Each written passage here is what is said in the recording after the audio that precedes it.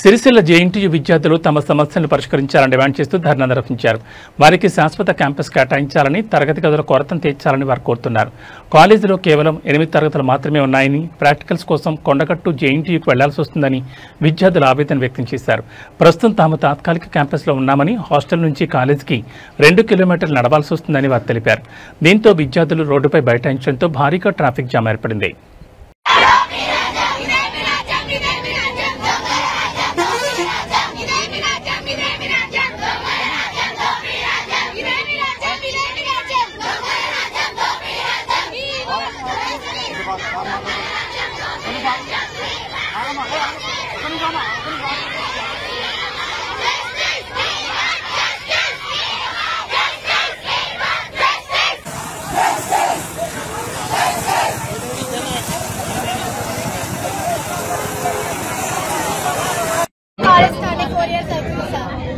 Campus ఇవ్వలేదు. ఇక్కడ temporary ఉండమని ఇచ్చిండ్రు. మొన్న డిగ్రీ వాళ్ళు మాకు